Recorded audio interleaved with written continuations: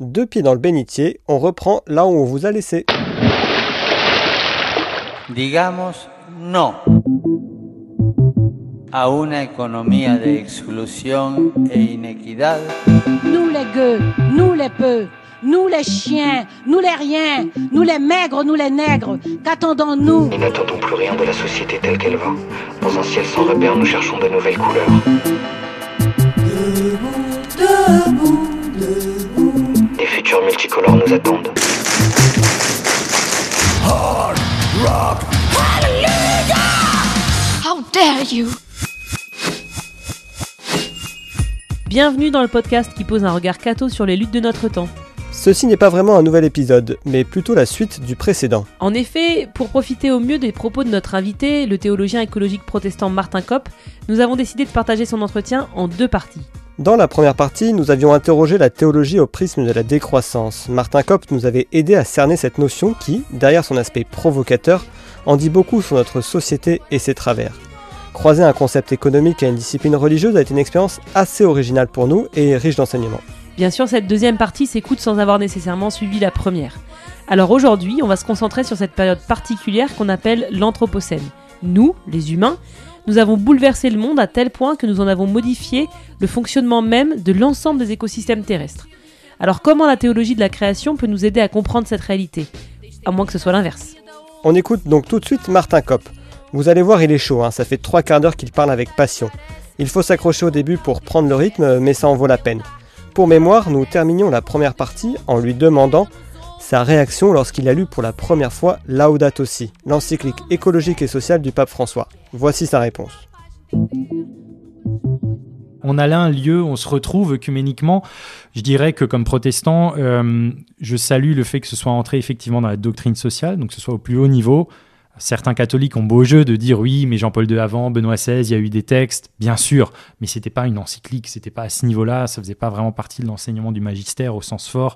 Et donc c'est quelque chose d'important. On a vu comment ça a ouvert les portes pour ensuite la collaboration œcuménique, ne serait-ce déjà qu'à l'occasion de la COP21, 6 mois plus tard, en France, où toutes les religions sont venues à Paris aussi, mais aussi maintenant dans notre quotidien.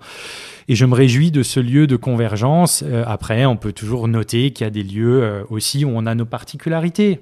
Dans l'encyclique, par exemple, le lien est fait avec la question de l'avortement, en disant que la protection de la vie, c'est pas seulement la vie des autres espèces ou la vie de l'humanité, c'est aussi la vie des fœtus.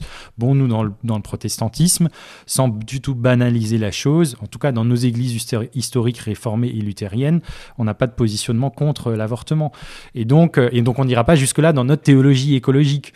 L'anthropocentrisme déviant, c'est aussi une formule qui me gêne. Dans le déviant, je comprends, et peut-être que c'est aussi un texte, je le comprends aussi comme un texte diplomatique, On le voit à de divers niveaux et on ne va pas entrer dans l'analyse, mais de ne pas tout à fait lâcher l'anthropocentrisme alors que il y a dans la théologie écologique, il y a des gens clairement qui rejettent ça même. Alors en tout cas dans la traduction, c'est traduit dévié et pas déviant, ce qui n'est pas tout à fait la même chose en termes de signification. Oui, pardon, ouais. Ma langue a fourché, mais en fait, cet adjectif, je l'aime bien, donc, ouais. Mais c'est même l'idée de continuer à assumer l'anthropocentrisme, l'idée qu'il y a un centre dans la création. Est-ce qu'il y a un centre ? Ou est-ce qu'il faut parler de milieu? Ou est-ce qu'à partir du moment où on assume une théologie relationnelle, et quand il y a une relation entre A et B, il n'y a plus A ou B qui est central. Donc là, je trouve qu'il n'est pas... Et c'est pour ça que je dis que c'est diplomatique, parce qu'il ne peut pas balancer tout d'un coup tout ce que dit la théologie écologique sur ces fronts-là, parce que sinon, c'est révolutionnaire plus encore que, même si l'adjectif est déjà relativement juste. Non, il y a des gens qui laissent tout à fait tomber l'anthropocentrisme, sans nécessairement aller dans l'opposé, qui serait le biocentrisme et l'antispécisme et toutes ces questions-là, mais de dire non, penser la création comme centre, et même le processus herméneutique, c'est-à-dire se penser comme lecteur. Là, on arrive peut-être vers la question de l'anthropocène, mais d'avoir à l'esprit que nous sommes entrés dans l'anthropocène, c'est-à-dire d'une nouvelle époque géologique où l'être humain, ou géologique, ou, puisqu'on attend encore le mot officiel de la Commission internationale de géologie, mais en tout cas d'un point de vue du système Terre, donc du champ interdisciplinaire des systèmes Terre, on est entré dans un nouvel état systémique, et en ce sens, la question écologique n'est pas une crise parce qu'on a changé d'état. Il n'y aura pas de retour à la normalité précédente. Penser en termes d'anthropocène, c'est aussi se dire, mais attendez, si toute l'histoire de l'humanité qu'on apprend dans nos bouquins, tout ça a eu lieu dans les dernières 10 000 années, invention de l'écriture, agriculture, sédentarisation, urbanisation, invention des villes, sciences, technologiques, développement, capitalisme, bref, vous pouvez imaginer là, la séquence des images qui défilent devant vos yeux jusqu'au monde moderne. Tout ça a eu lieu dans les dernières 10 000 années qui correspondent en fait à cette époque géologique dans laquelle nous étions, qui est l'Holocène, donc une époque de grande stabilité, des cycles climatiques, des cycles de l'azote ou du phosphore, et avec cela, une période interglaciaire, donc un niveau global des températures relativement clément, favorable à la vie. La Bible a été écrite dans ce contexte. Et à mon sens, on voit à quel point la Bible est un écrit holocénique. C'est-à-dire, quand il y a des versets qui disent « Dieu a fondé la terre sur ses piliers, il a fixé des limites aux océans, etc. » Il y a une vision très fixiste des choses qui correspond effectivement à un moment où les choses sont très très stables. Mais si la Bible avait été écrite sur une période donnée où il y a un changement entre période glaciaire et interglaciaire, je suis pas sûr que les auteurs ils auraient écrit que Dieu a fixé les limites aux océans, parce que les océans, c'est 100 mètres de différence le niveau de la mer entre une période glaciaire et interglaciaire. Et donc c'est de voir que un écrit qui est écrit par des humains pour des humains, forcément d'une certaine manière il est anthropocentrique, mais faisons l'exercice de penser que se dire quelle Bible aurait écrit les baleines pour les baleines? Ça aurait été balénocentrique. Et ça ne veut pas dire qu'il n'y a pas par ailleurs une relation de Dieu avec l'espèce humaine et un message particulier de Dieu pour les humains. Mais à partir du moment où c'est écrit par un humain, c'est normal que, relativement, la place de la terre et des autres vivants et des plantes. On n'a pas parlé beaucoup des plantes, mais voilà, c'est aussi un lieu, la théologie végétale, ça s'écrit. Je pense qu'à partir du moment où on est dans cette théologie relationnelle, c'est aussi le retour de la théologie de la Trinité, de comprendre que la relation est intrinsèque à Dieu et que donc, du coup, la création elle-même est entièrement relationnelle, l'être humain est relationnel, tout ça est lié, tout est lié, pour reprendre la formule. Du coup, on quitte l'idée du centre. On quitte l'idée du centre et on pense de manière tout à fait différente. Et je crois qu'on n'est qu'au début de voir les implications de ça sur l'ensemble de la théologie, car comme je le disais, la question écologique aujourd'hui vient provoquer du neuf, ou en tout cas des nouvelles lectures ou des nouvelles formulations de lieux théologiques traditionnels. Mais il y a là une question à la fois intéressante et un grand défi pour la théologie et un petit peu au-delà. Si on pense au mythe de Prométhée, par exemple, l'homme est nu puisque l'ensemble des attributs de défense, des griffes, etc. a été distribué aux animaux et il ne reste plus rien à l'homme pour survivre. Et donc Prométhée va aller voler le feu pour le donner à l'homme, qui va donc pouvoir survivre par finalement la technique et la domination. Et dans la Genèse, quand l'homme et la femme sortent du jardin d'Éden, ils se retrouvent dans un monde hostile et ils vont devoir soumettre la terre et également dominer à leur tour par la technique. Est-ce que ces mythes poussés à l'extrême nous mènent pas directement à l'Anthropocène, dans la mesure où, au fur et à mesure, l'homme a soumis, dominé, jusqu'à modifier l'ensemble des composantes de son environnement ?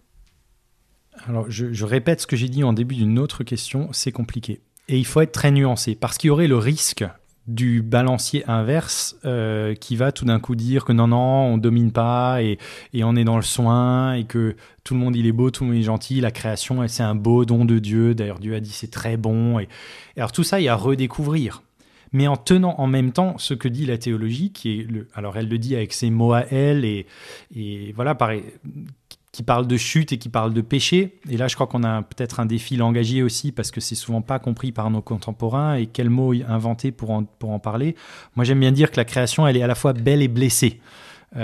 Aussi parce qu'il y a un jeu de mots, et ça commence 2 fois par B. Mais le blessé, il faut aussi le prendre au sérieux. Et quand le texte biblique dit « dominer la terre, assujettissez les autres êtres vivants », je ne sais pas si vous vous rendez compte de la réalité du quotidien du petit paysan au Proche-Orient antique, ou encore aujourd'hui la réalité d'un paysan qui doit travailler la terre avec ses propres mains et des bœufs.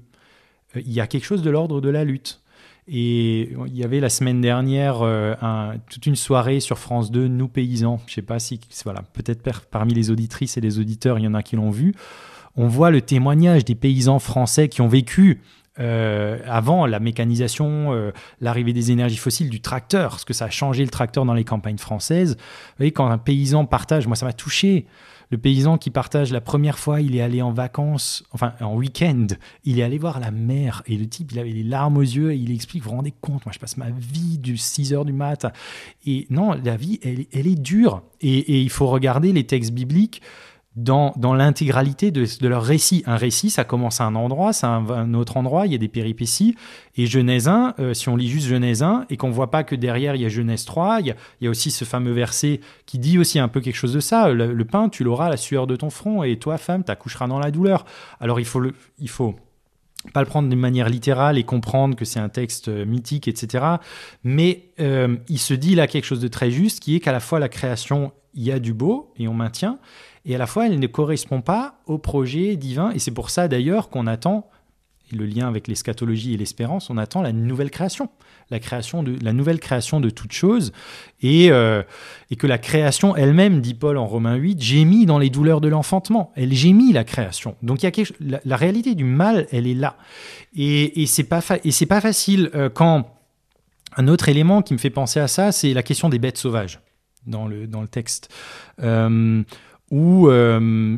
par exemple Israël conquiert Canaan, Dieu dit à Israël de conquérir, mais de prendre son temps, parce que si tuer tout le monde, d'ailleurs c'est un texte horrible de conquête où on tue tout le monde, mais si tuer tout le monde d'un coup, les animaux sauvages se multiplieraient à vos dépens.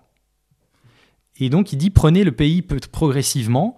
Et d'ailleurs en Osée, quand il y a l'alliance avec les animaux sauvages, c'est parce que dans la loi, en Lévitique, Dieu dit que si vous respectez pas la loi, je vais envoyer les animaux pour manger vos enfants, pour vous manger sur les chemins.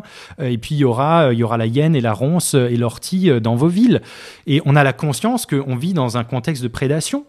Et nous, on n'a plus cette conscience parce qu'on a fait s'éteindre les prédateurs autour de nous. On n'a plus de loups, on n'a plus d'ours. Et donc, comment la théologie peut aujourd'hui dire que nous avons un mandat, effectivement, et je veux dire, le truc de base de la théologie écologique, c'est assez simple, c'est-à-dire Dieu est créateur, il a créé le monde, il nous a créés, c'est un don, il y a de la bonté, ça paraît être le truc, c'est un enfant de 5 ans comprend qu'on ne détruit pas le cadeau qui nous a été fait, quoi.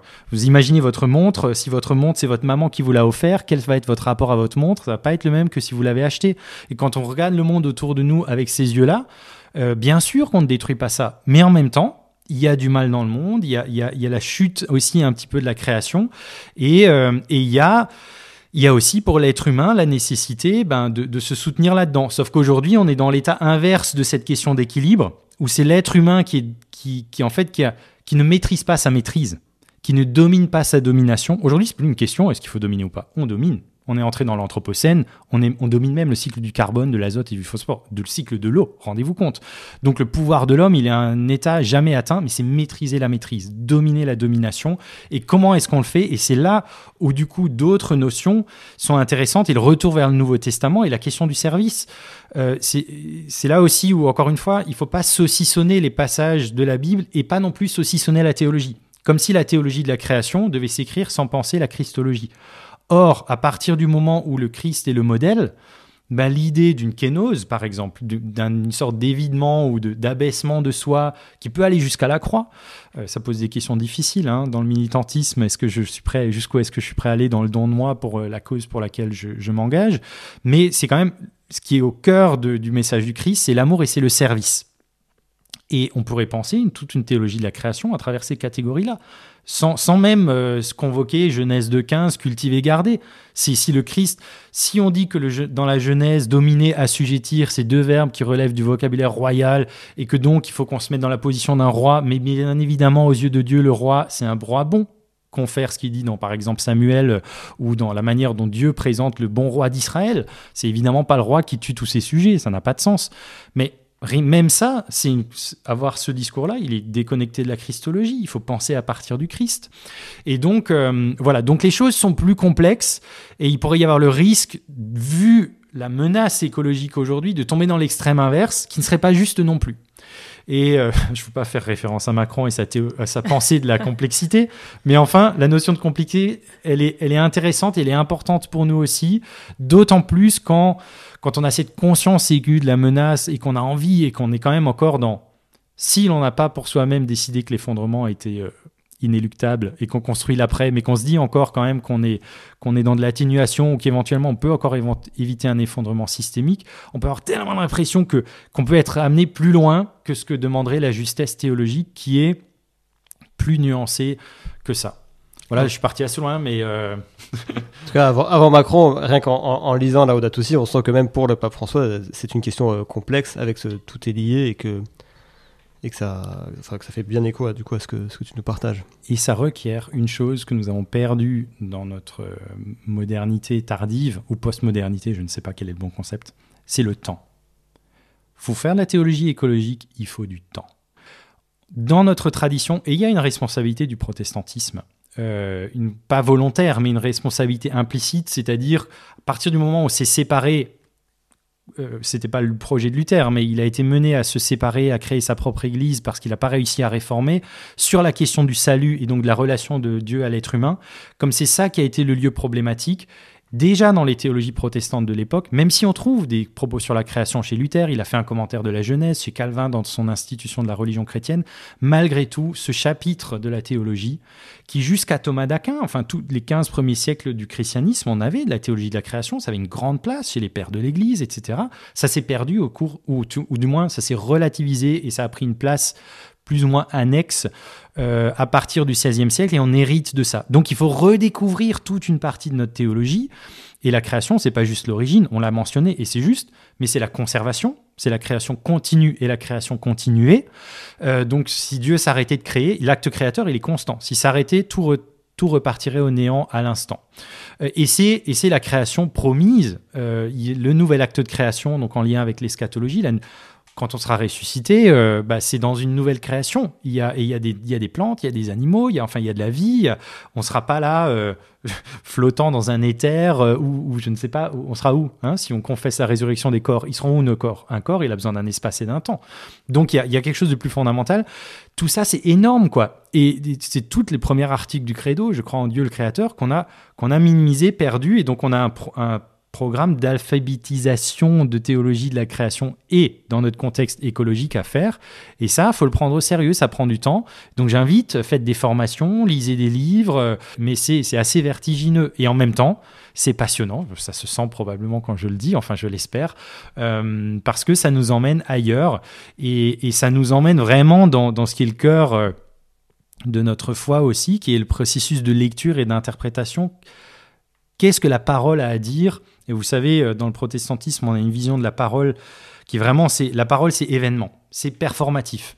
Si je lis un texte biblique et qu'il ne se passe rien, ça n'a pas été parole de Dieu.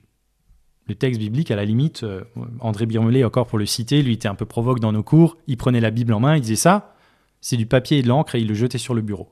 Il disait, ça ne devient parole de Dieu que lorsque ça vous parle, qu'il se passe quelque chose, que ça vous déplace, que ça vous emmène, que ça vous questionne. La parole, c'est un événement. Et là, ça peut être parole de Dieu sur notre relation au monde. Et merci la science aussi. Et je crois que là, c'est un lieu aussi de dialogue avec les sciences, et je crois qu'on n'est pas assez alphabétisé de biologie, de physique, dans le christianisme. Apprenons ça, voyons la diversité des espèces, sachons ce que dit un peu la physique quantique. À partir du moment où on n'est plus dans la physique mécanique de Newton, qu'on voit ce que dit la physique quantique, tout d'un coup, la théologie, ça résonne autrement. Alors là, j'en dirai pas un mot parce que la physique quantique, je suis pas vraiment du tout. Mais bref, voilà, c'est passionnant, et donc c'est vraiment cordial l'invitation à aller plus loin. Et la bonne nouvelle, c'est que tout ça, ça nous donne vraiment des clés aussi pour traverser ce moment écologique qui est quand même, comme tu le disais, un peu difficile. À la fois les textes et la foi. C'est-à-dire que c'est quand même deux ressources majeures dont on a la chance de pouvoir disposer, quoi. Donc, les textes, la foi et l'Église, au sens de l'assemblée, de l'ecclésia, des gens qui sont rassemblés. Et j'aime beaucoup l'idée selon laquelle, peut-être la responsabilité du christianisme n'est pas tant... il doit prendre sa part et il peut avoir une influence, bien sûr, sur le monde autour de nous, mais c'est d'être sel et lumière. Même si éventuellement on ne sale pas toute la planète et on n'illumine pas toute la planète, mais c'est comment est-ce que, par exemple, nos communautés chrétiennes incarnent de manière préfigurative ou anticipatoire ce qui pourrait venir ou ce dont la société pourrait s'inspirer. Prophétique. Voilà, prophétique. Mais c'est aussi, ça dépasse même la prophétie, parce que c'est quand on dit que, voilà, on avait réfléchi à un verset pour ce podcast, et je proposais par exemple Marc 1,13 où on dit que Jésus au désert, quand il jeûne 40 jours, le texte dit « il était avec les animaux sauvages ». Dans le Nouveau Testament, on a une préfiguration de l'harmonie eschatologique qu'on trouve en Ésaïe 11, où l'enfant joue sur le nid de la vipère, où le lion et le bœuf, tous les deux, mangent du fourrage, où le léopard est couché à côté de la chèvre. C'est de dire qu'il n'y aura plus de violence. Il n'y aura plus ni instrumentalisation, ni meurtre d'un autre être vivant pour se soutenir comme être vivant.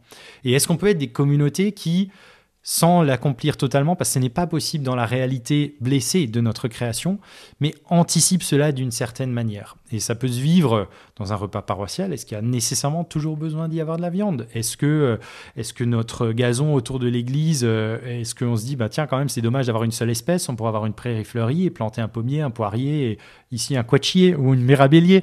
Voilà, comment est-ce qu'on est témoin de ça et qu'on fait œuvre de pacification ?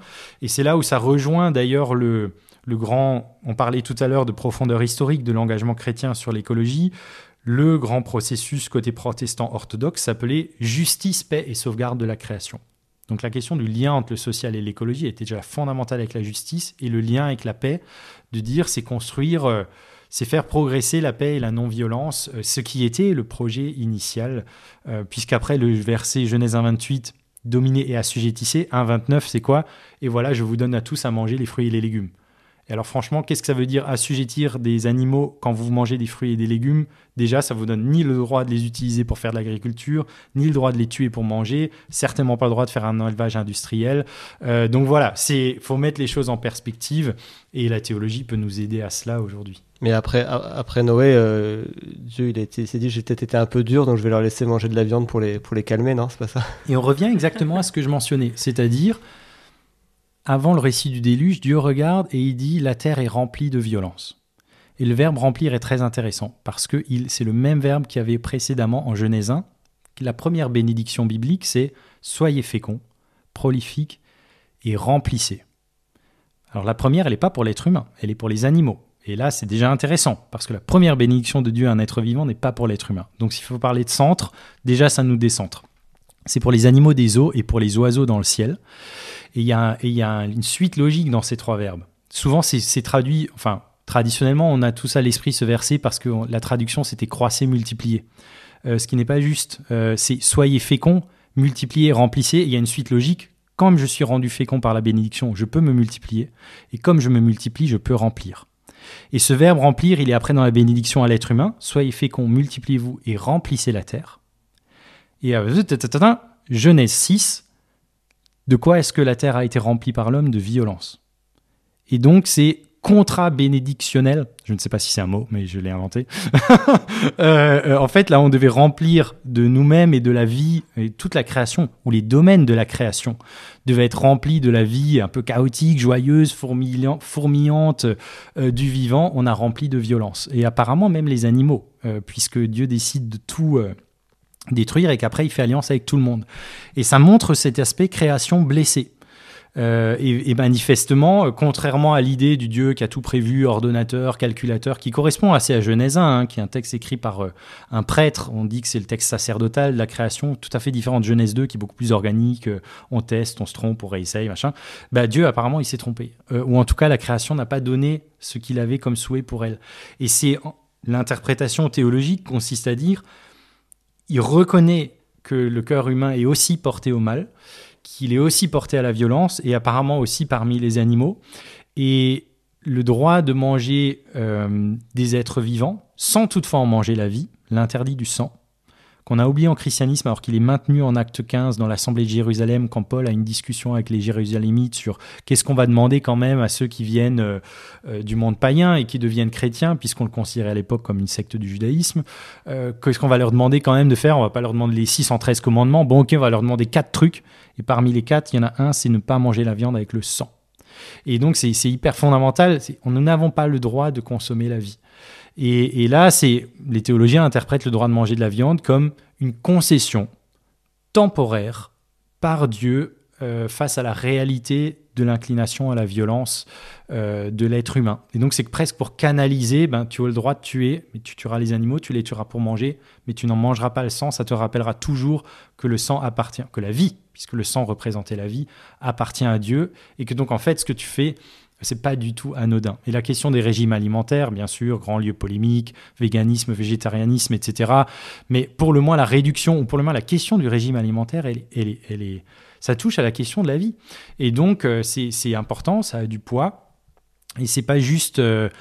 mais il faut être tolérant. Et je crois que ce texte-là nous invite à dire on peut être chrétien et manger de la viande aujourd'hui.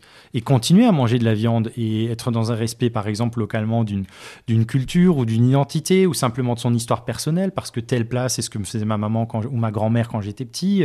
Donc, il faut avoir cette intelligence humaine-là et simultanément comprendre, mais c'est pas anodin. Il y a cet interdit, normalement je devrais même pas manger du sang, qu'est-ce que ça veut dire la vie et faire ça en conscience et vraiment pour moi à minima c'est réduire drastiquement et je sais aussi que là je m'adresse, même la population française est très diverse et il y a des gens qui mangent pas de la viande ou très peu parce qu'ils n'ont pas les moyens, donc je veux le dire quand même, mais pour ceux qui le font ou qui mangent régulièrement de la viande rouge, diminuer ça fait partie de notre chemin de conversion écologique.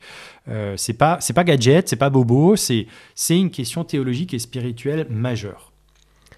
Tu l'as dit toi-même, on ouvre énormément de champs dans cette conversation. Bon, on n'aura pas le temps de tout traiter dans cet épisode, mais c'est plutôt prometteur pour la suite de Deux Pieds dans le bénitier. Donc, t'es chercheur, t'as fait une thèse, tu l'as finie, tu l'as rendue, et j'imagine qu'on n'arrête pas un chercheur de chercher. C'est quoi là? Parce qu'on a parlé un peu de deux lignes de tension, de crête peut-être, entre décroissance et économie. Avec la théologie, on a parlé de l'anthropocène, de l'anthropocentrisme et de la relation avec la création. Est-ce que tes nouvelles recherches, la suite de tes recherches aujourd'hui t'ouvre à des nouveaux champs, des nouvelles lignes de crête? Alors peut-être que tu n'aurais pas creusé et donc on va pas te demander d'en parler comme un expert, mais peut-être pour nous ouvrir des portes qu'on pourrait prendre dans les épisodes suivants. Oui, il y en a un en particulier qui est celui de la question de la théologie écoféministe, c'est-à-dire au sein de toute la réflexion sur les causes. Et beaucoup se méfier des explications à une cause, c'est toujours plus complexe et multiple que cela. Mais la question du genre au sens de qu'est-ce que c'est que l'être homme, l'être femme ou l'être... Voilà, on sait qu'aujourd'hui, on pense aussi d'autres identités et d'autres catégories conceptuelles. Et on sait que dans la pensée féministe, il y a eu des liens, et il y a des liens qui sont faits entre écologie et féminisme, que ce soit de manière analogique, en disant que la domination de l'homme sur la femme dans la société patriarcale et sexiste est analogiquement la même que celle de l'être humain sur la nature, qui est d'ailleurs féminine. Dans la majorité des cultures, la nature est une figure féminine. Quand dans un contexte polythéiste, il y a un dieu, en fait, c'est une déesse. Voilà, il y a quelque chose là soit de manière analogique, soit en disant que c'est les mêmes mécanismes et que le patriarcat mène aussi une certaine image de la virilité et de l'être homme, notamment avec l'idée de la conquête, de la compétition, d'être le plus fort. Ça s'exprime dans notre relation aux femmes, ça s'exprime aussi, je dis nous, je parle comme homme, ça s'exprime aussi en fait dans la posture qu'on a et dans la relation qu'on a avec la nature. Ça se voit d'ailleurs dans la philosophie. Francis Bacon, alors j'ai plus la citation exacte, je vous demande de me pardonner, mais il disait un truc du type qu'il faut maîtriser et mater la nature comme on maîtrise une femme. Donc, et ça, vous avez dans les textes des philosophes des Lumières, c'était pas très lumineux, mais voilà. Donc historiquement, il y a des pièces au dossier.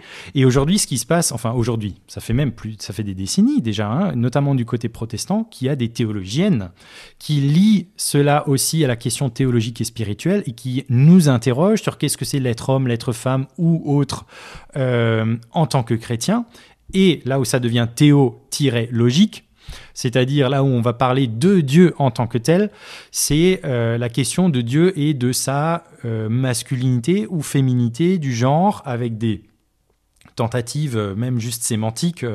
On se le disait avant l'enregistrement là que dans Le Monde il y avait un article selon lequel, qui fait le travail historique en disant que l'écriture inclusive provient de cette théologie féministe protestante des années 70, 80, 90, où il y a des tentatives où on écrit Dieu point E pour dire qu'il y a du féminin en Dieu, qu'il y a des métaphores qui disent Dieu d'une manière féminine dans l'Ancien Testament, les 2 mamelles de Dieu, ou Dieu qui est comme les entrailles. Et en fait, le mot entrailles là en hébreu, c'est le mot le mot me manque en français, le lieu de gestation en fait. C'est pas juste les entrailles au sens, c'est pas les boyaux, hein, c'est l'utérus. Ou même Dieu est comparé à une poule qui s'occupe de ses petits. Enfin voilà, vous avez plusieurs exemples dans les textes bibliques de Dieu qui est présenté d'une manière féminine, mais qu'on ne lit pas, qu'on ne connaît pas, qu'on n'a pas à l'esprit, et on oublie. Et moi, ça me passionne. Alors, comme dit, hein, je commence seulement à lire ça et je le travaille pour moi dans la question de la masculinité. Quelle est ma masculinité ? Comment est-ce que la manière dont je me comporte dans la société et vis-à-vis de la nature peut aussi être liée à ces enjeux-là ? Et ce que je trouve passionnant, c'est d'interroger ça en Dieu même. Et je pense que la Trinité est précisément une ressource et un lieu intéressant. Et ce qu'on a oublié, c'est que l'esprit est une figure féminine.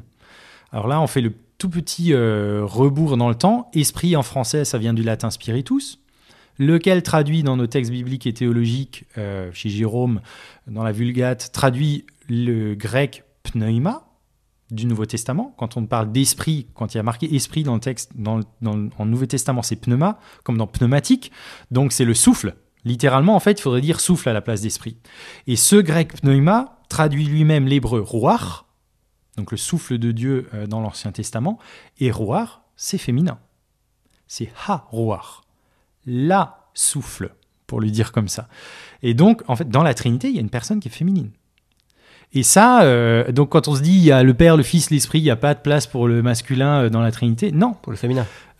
Pardon, oui, voilà, vous voyez, lapsus, je ne sais même pas ce que ça veut dire, mais bon, il n'y a pas de place pour le féminin dans la Trinité. Si, il y a une place, on l'a oublié par le jeu des traductions, peut-être aussi justement par le fait que les gens qui écrivent les textes et qui les interprétaient, qui en étaient les orateurs officiels étaient tous des hommes, donc voilà, il y avait le biais du messager. Aujourd'hui, on redécouvre ça et on va même s'interroger. Qu'est-ce qu'on dit quand on dit que Dieu est Père ? En fait, est-ce qu'il faudrait aussi pas parler du Dieu Mère ? Et même dans ces catégories-là, est-ce qu'il faudrait aller plus loin ? Est-ce qu'il faudrait... Voilà, dans la théologie scandinave, on a un article qui est non déterminé d'un point de vue du genre. C'est celui-là qu'on utilise aujourd'hui en théologie. Donc, c'est ni le ni la. C'est comme si en français, on avait lu ou lit, je ne sais pas. Voilà, et je trouve que c'est super intéressant. Et ça vient m'interroger sur ces questions-là, et en particulier en tant que théologien homme. Comment est-ce que j'écris ma théologie ? Et je sais que je suis en train d'écrire un livre, enfin j'écris ma monographie sur la question écologique d'un point de vue de la théologie protestante, là, pour apporter des ressources aussi dans notre tradition. Et il y aura une partie sur ça. Je crois que c'est ma responsabilité comme homme blanc et d'un pays développé d'avoir au moins une partie sur la théologie écoféministe en ce qu'elle nous interroge comme hommes, une partie sur la théologie qui lie la question de la race et de la justice climatique et qui vient m'interroger comme blanc, et une partie qui interroge l'économie et qui vient m'interroger comme habitant d'un pays dit développé, si on accepte le récit du développement que personnellement je n'accepte pas. Donc voilà, ça c'est 3 lieux importants, et en particulier cette question du genre qui, je pense, et on est tout au début de ça dans le monde francophone. Dans le monde anglophone, ils sont plus loin, mais va susciter des réflexions qui nous apporteront en fait ce qui est de l'ordre d'un ensemble, d'un paysage écothéologique qui ne se limite pas juste à la question de notre rapport à la terre ou aux plantes ou aux animaux. C'est notre rapport à nous-mêmes. Bon, ça nous fait des beaux épisodes en perspective. Et du coup, notre question rituelle de fin d'entretien, elle prend une couleur un peu particulière aujourd'hui, la question de l'espérance face, t'en as parlé, à un effondrement possible, dont on a chacun des acceptations en fonction aussi de là où on en est. Mais ça devient presque un combat moral, en fait, l'espérance. Et donc, toi, t'en es où avec l'espérance ?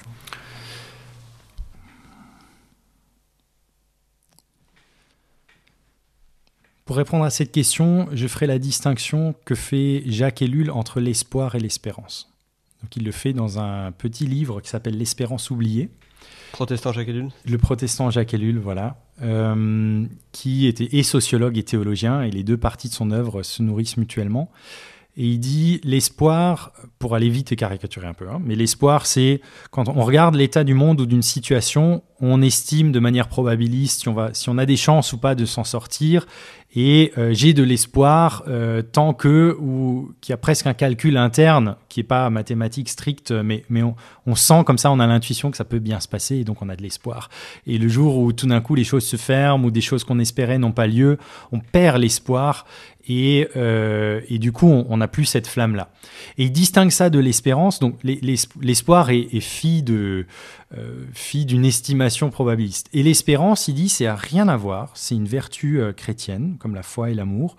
Et c'est une confiance et une conviction qui n'est pas inscrite dans les possibilités de l'être, mais qui à la limite se pense en contradiction avec les possibilités de l'être. Il va presque même jusqu'à dire c'est l'espérance contre l'espoir. En fait, l'espérance émerge quand il n'y a plus d'espoir. Et il y a une sorte de confiance comme ça. Et moi, je le comprends intellectuellement, mais personnellement, j'ai du mal à le vivre parce que je crois qu'on est très marqué par la notion de l'espoir. Et quand on regarde les chiffres, encore la semaine dernière, par rapport à là, aujourd'hui, la date d'enregistrement, l'ONU a publié son rapport sur où est-ce qu'on va en termes de trajectoire de réchauffement à partir des engagements des États qui sont aujourd'hui sur la table. Et l'ONU dit, avec les engagements qui sont aujourd'hui sur la table, à 6 mois de la COP26, on estime qu'on va réduire les émissions mondiales de moins de 1% d'ici 2030. Quand le GIEC dit que sur une trajectoire 1,5 degré, il faudrait que ce soit 45%. Et si on veut une trajectoire 2 degrés, c'est 25%. Ça veut dire qu'on fait 25 fois moins que ce qu'on devrait faire à l'échelle mondiale. Et le temps, il tourne. Je sais bien qu'on a des visions différentes du temps avec la physique quantique, mais enfin là, on est quand même dans du linéaire. Et les années, elles passent et on ne fait pas ce qu'il faut. Et on voit déjà comment le monde change. En Alsace, de manière contre-intuitive, le Grand Est sera la région de France qui va le plus se réchauffer. On sera à plus 55 degrés l'été en 2050, dans 30 ans. Moi, je serai vivant. Et donc, je dois dire quand même aussi que je partage, comme d'autres gens, une vraie anxiété et de temps en temps, un côté, on ne va pas y arriver, quoi. Là, les chiffres sont vraiment contre nous. Et je ne suis pas loin de me dire, en fait, oui, est-ce que je change un peu mon fusil d'épaule et est-ce que c'est la construction de ce qui vient après qui va prendre le premier plan ? J'en suis pas là, mais quand j'ai lu ce rapport et que j'ai vu le chiffre, moins de 1% de réduction, c'est assez difficile. Et simultanément, je peux que constater que j'ai une sorte d'allant et de confiance là-dedans. On pourrait se dire c'est un combat perdu et puis goodbye, je vais faire mon truc ailleurs. Et en fait, non. Et parce que je vois que c'est un lieu de sens et c'est un lieu qui aura du sens, effondrement ou pas. On devra travailler, on devra apprendre à habiter notre planète d'une manière soutenable, même s'il y aura une décroissance subie. Parce que ça, c'est pas une question, décroissance ou pas. Il y aura une décroissance. On est à 1,7 planètes en moyenne dans l'humanité, c'est pas soutenable, 70% de dépassement. Mais est-ce que ce sera subi ou choisi, c'est pas pareil. Donc on y arrive ou pas, il y aura encore des êtres humains et on vivra. Et donc il y a des choses à construire, il y a des théologies à écrire, et ce sera un fruit quoi qu'il se passe. Et je suis presque même au point de... En fait, aussi, pour reciter Ellul pensait l'engagement dégagé. C'est-à-dire un engagement en conviction, mais qui s'est dégagé de la nécessité du chiffre ou du produit. C'est-à-dire, moi je m'engage comme théologien écologique, mais je ne me mets pas sur les épaules le fait de sauver la planète ou de convertir le christianisme, ou déjà ça ne serait pas très humble. Mais vous voyez ce que je veux dire. Et il y a des gens, je remarque, d'ailleurs cette question de l'espérance, souvent point aussi, je ne sais pas ce qu'il y avait c'est ce que vous aviez à l'esprit, mais s'il n'y a plus d'espérance, on ne peut plus avancer. À la limite, moi je suis désespéré, j'avance quand même. Parce que c'est juste. C'est juste. Et en fait, c'est juste de prendre soin du monde, c'est juste de se battre pour les espèces, même si en fait, il y avait écrit qu'on allait en perdre 60% et qu'on peut en gagner que 20%, c'est juste de se battre pour les 20%. Et c'est ce que disait Luther. Luther disait, si on m'annonçait que demain matin, c'est l'apocalypse, je planterais quand même encore mon pommier aujourd'hui. Et oui, bien sûr, parce que c'est juste d'être dans cette dimension du jardinier, que si on est un être humain, même si demain ça s'arrête. Et ça, je trouve que c'est un moteur, à la limite, de se libérer de cette question-là. Parce que, voilà, au fond, ça me dépasse et il y a la responsabilité de tout à chacun. Eh bien, ça aide aussi à avancer, en fait, je trouve. Voilà, et pour le reste, juste la confiance. Plutôt que l'espérance, peut-être, la confiance. La confiance en quoi, du coup ? Ou en qui ? Il y a deux choses. La confiance que des choses inattendues et non calculables puissent survenir. Et j'aime bien ce que disait le prêtre Dominique Lang au fin décembre 1988. Peu de personnes imaginaient que moins de 12 mois plus tard, c'était l'effondrement de l'Union soviétique. Pourtant, c'est ce qui a eu lieu. Et donc là, avec les prises de conscience, avec le début vraiment des impacts du changement climatique aussi au nord, moi, par exemple, je fais des formations pour des chefs d'entreprise qui commencent à me dire, moi je le vois, ça impacte mon activité. Dans ma région, là j'étais en discussion avec l'une d'entre elles qui a prévu de déménager du sud de la France et de monter en altitude parce qu'elle ne supporte déjà plus les étés, qui ont changé chez elle, près de Marseille. Enfin voilà, il y a des choses il pourrait se passer quelque chose vite, qu'on ne voit pas venir. Et si en fait je devais me demander est-ce que j'espère ou pas, non, j'ai juste confiance qu'il y a des trucs comme ça qui peuvent arriver. Et puis la confiance aussi que la vie, elle s'arrêtera pas. Et moi, je suis assez sceptique sur le discours, c'est l'espèce humaine qui va disparaître. Bon, s'il reste 300 000 êtres humains, c'est suffisant pour que l'espèce, elle survive. Et on va peut-être perdre des centaines de millions, voire des milliards, si on a un vrai effondrement. Et ça va être horrible. Mais en fait, la vie, elle continue. Et il y a une confiance dans ça et dans la force de la vie. Et donc, même une confiance pour mon chemin personnel. En fait, je prends aussi le mot d'une manière très intime. J'ai confiance que je suis sur la bonne route, que c'est mon rôle et ma vocation de faire ce travail-là et d'être et dans le penser et dans le faire. Et je suis à ma juste place. J'ai ce sentiment de justesse, même si en fait, on me disait que voilà, c'est trop tard, on a passé un point de bascule. Je continuerai à écrire la même chose, en fait. Parce que c'est de la je pense, j'espère, c'est de la bonne théologie. Et c'est ce dont on a besoin aussi aujourd'hui pour inventer une nouvelle habitation, qui est effondrement ou pas. Merci beaucoup, Martin. On va s'arrêter là pour aujourd'hui. On pourrait continuer longtemps. Mais on pourrait continuer très longtemps. Ça ouvre énormément de questions. Et bon, en tout cas, ça vient nous chercher. Ça vient me chercher, mais à regarder Clémence, j'ai l'impression que je suis pas tout seul dans des choses assez intimes. Voilà, c'était le premier épisode pour nous sur l'écologie. On a voulu commencer par l'éco-théologie, ou en tout cas on sentait que du côté de la théologie il y avait quelque chose à aller chercher. Alors c'est peut-être un épisode un peu particulier, on s'improvise pas théologien, enfin même pour moi là, tout ce dont on a parlé aujourd'hui c'est pas des discussions que j'ai au quotidien, donc c'est une approche première et assez particulière, mais je pense que ça nous ouvre de belles portes et qu'on va pouvoir maintenant décliner cette question écologique ensemble dans les prochains épisodes. Et merci à vous qui nous écoutez. N'hésitez pas à nous faire des commentaires, à nous proposer des sujets que vous aimeriez entendre traités. Bon, on a beaucoup parlé de décroissance aujourd'hui, mais en ce qui concerne l'audience de ce podcast, on a plutôt envie de continuer la croissance. Donc n'hésitez pas à partager sur les réseaux, à le faire écouter à vos proches, à votre vieil oncle réac qui vous dit que l'écologie ça commence à bien faire, à tous vos potes qui pensent que les cathos se limitent aux électeurs de François Fillon, à lancer le sujet en repas de famille, ça fera un petit peu d'animation et ça fera peut-être monter notre audience. Quant à nous, on se retrouve bientôt avec un nouvel épisode, et d'ici là, comme dit le pape François, marchons en chantant.